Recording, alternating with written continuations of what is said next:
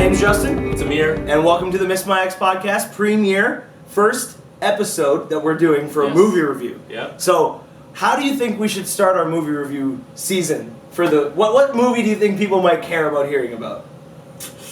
Princess Diaries? Princess Diaries. Let's do that. Yeah. You know what? Maybe I don't think we should do that quite yet. I don't think they're ready for Anne Hathaway. Okay. So why don't we try Batman versus Superman? That's right. That's one of those movies that's very polarizing right now out there. Extremely polarizing. So yeah, we saw the premiere on Thursday night. Yeah. Amir, what did you think?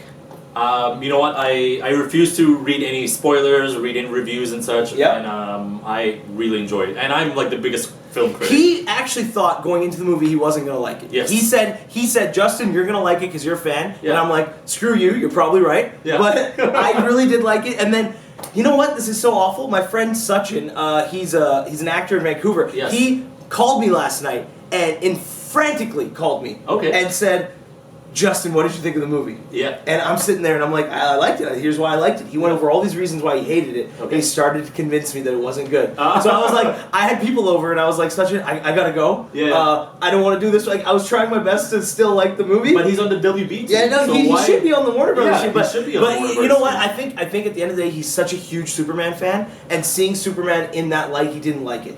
So we're going to be talking spoilers today. Yes. One Massive of the things we both didn't like were the dream sequences. Yeah. The dream sequences didn't add a lot for me into the movie because I felt like they were moving the plot forward in a way that wouldn't be organic to Batman. Correct. Because Batman has a lot of things in his life, but supernatural isn't something that usually is part of his world. That's right. It's Justice League world, yes, Yes. but not him. Not him, yeah. What were some of the things you didn't like? So they could have cut the dream sequence, especially the Flash coming into his dream. Yeah, at the end where he's screaming, "Lois is the key." Yeah, Lois is the key. Superman is is not what you think he is and such. So yeah, it was a long movie, and there was a lot of places that could have been cut. Especially the damsel in distress part. Oh my God, yeah. That was Okay, the worst. Amy Adams. I just want to say this. Excellent actress. Phenomenal. Loved Yeah. you in Enchanted. Yeah. Could watch you in Enchanted all day. Yeah. It's not your fault, but you just didn't need to be at the end of this movie. Yeah. Like the Lois Lane was just shoehorned in. Yeah. It was See, unnecessary. that's the problem with one of the writers from Batman vs Superman, David S. Goyer. Mhm. He cannot write for females at all. Who is it? Okay, so he wrote Dark Knight Rises with. I would say he did a good job writing Catwoman, but not Talia. So Correct. you might be and, right actually. And Batman Begins had. Katie zero. Holmes, yeah, she was like zero. yes. Yeah. So that's. But was that his fault or Katie Holmes' fault, or was it a mix of both? I think it's a mix of both. But, yeah. But he just can't write. Like he has a show on FX with Leonardo da Vinci. Yeah. And he just can't write female characters. They're always like drawn to a sexual experience. There's some writers in the industry who are very well renowned who have that issue. Critics will say that about them. Yeah. So I don't think you're wrong. Like you could. Yeah. Although I was gonna say Wonder Woman was written well, but then I realized she's really not in the movie that much. Correct. And she has 12 lines. That's right. So Yeah. they made her like mysterious and sultry and all kind that. of cool, and the hip new chick. Yeah. Did you see that look Lois Lane gave Wonder Woman? Yeah. When she's like looking at Superman, when Superman's at dead at the end. Wonder Woman's looking at Superman. Lois Lane's like, "Who dat bitch?" Like, who's this girl? Yeah. So she was clearly mad. So clearly jealous. Let's talk about the things we liked because we did walk out of the movie with a somewhat smile on our face. Correct. Yeah, I really enjoyed it. So what was your thing? What was the thing that stood out to you?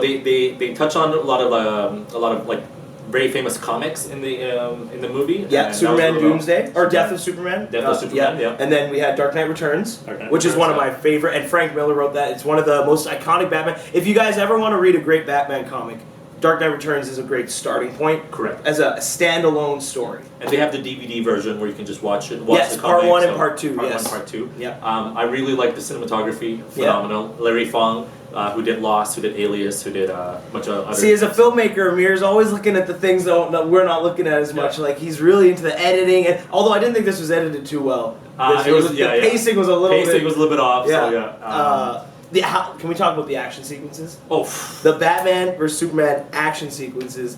That alone was worth your ticket and then some. Yeah. Just like seeing Batman hand-to-hand combat in that warehouse as well. For the first time, really seeing Batman. If we go back, Christian Bale's Batman fight sequences, that was one of the major criticisms. Correct. The fight sequences were bad. Batman and Robin, we can just move past that film.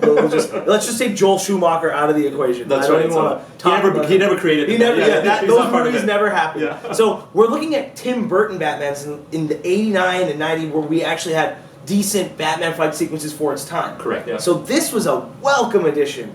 Like a very welcome addition to the arsenal of Batman films. That's right. And then we had Adam West, of course. Yeah, of course. With the dancing Batman. You can't argue with that. Yeah, that's a classic. So speaking of Tim Burton movies, there's a lot of reference to the Burton movies with in the parking lots. Oh, sorry, in the empty warehouses. Nicholson's. Really? Nicholson's warehouse. Of course from Jack. Yeah, Jack Nicholson. So, I didn't notice those. Yeah. So I told you I was excited to look for Easter eggs, and there was so much going on the screen that I saw no Easter eggs. That's right. I don't even think the Omega symbol is an Easter egg. I feel like that's very in your face. It's not hidden by any stretch of the imagination. And there's a lot of weird Joker references. Yeah. Joe Maker and all these all these. Amir noticed so many more things. When we walked out of the movie, Amir was like, there was this reference, that reference, this reference, and I was like, well, Batman and Superman were fighting, and it was fun. It was very simplistic.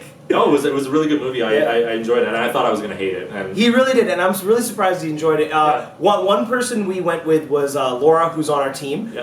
She's part of the Miss My Ex podcast team, so she actually enjoyed it, and she had no vested interest in this movie going into it. So that was kind of nice. She really liked Wonder Woman, but she hated Batman, and that hurt me deeply. You know what? I think it's the same way that I hated Superman in this one. I think they made him to be such a little bitch, but I can see her perspective being Batman being an evil guy. She I think because she was so accustomed to the wholesome goodness that was Christian Bale's Batman that when you see a version of Batman who's disgruntled and seen some shit, it's gonna change your perspective. So look, what do you want to do rating wise?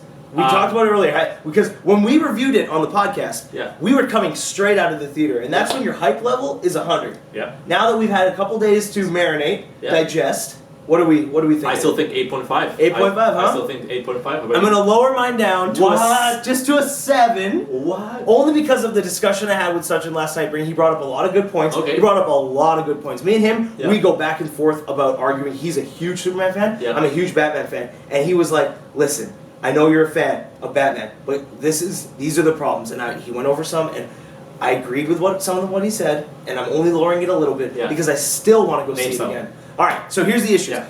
The Superman and Batman, there were not versions of the characters at all that you would want your kids to look up to or aspire to be in this film. 100%. Superman fighting Batman, he didn't do, if you've read The Dark Knight Returns or if you've watched the movies, he did not do anything to try and convince Batman not to fight him after the first initial point of contact. Yes. Yeah. Superman wouldn't do that. Superman wouldn't just push Batman into a building, knowing he doesn't know that might kill him. Well, this suit might not be able to protect him, right? Yeah. So that was silly.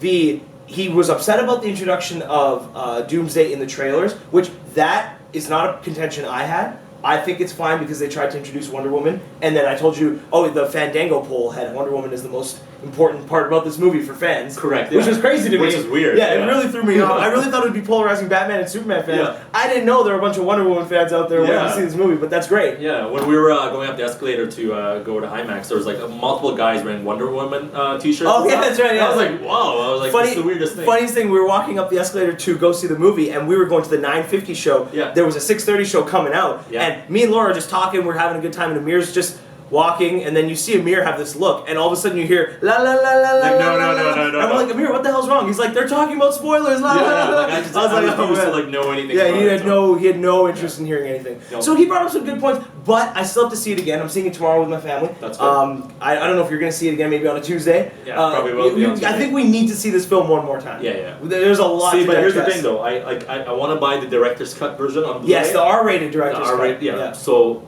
I don't know if I want to see it again until a few months later. Oh, okay, that's a good idea. Actually, wait till you see the version that Zack Snyder wanted to present. Correct. Yeah. Yeah. No, that's good. I don't think story-wise, I think it would be pushing as much. Yeah. I think it would be just be more connections between Batman and Superman, and I really want to see because Zack Snyder's so invested in this world. I want to see what he probably didn't want to cut but had to cut. Correct. Yeah. So this has been the premiere episode of our movie talk on Miss My Ex podcast.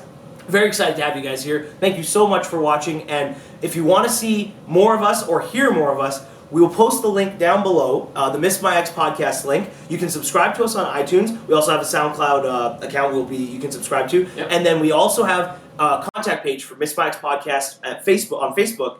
And we have the Gmail account, missmyexpodcast@gmail.com. Anything you guys want us to talk about, any movies you want us to watch, Amir and I will be doing this every week. We're going to be reviewing new movies, and we're going to be reviewing old classics. So maybe not Princess Diaries, but maybe Princess Bride. That's right. So anything you want to add? No, hope you folks enjoy the movie. Come in with very low expectations. Don't come in with any expectations. Create your own experience. Correct, Don't let someone else create a movie experience for you. Yeah. So I'm Justin. Amir. And thanks for watching, and we'll see you guys next time. See you.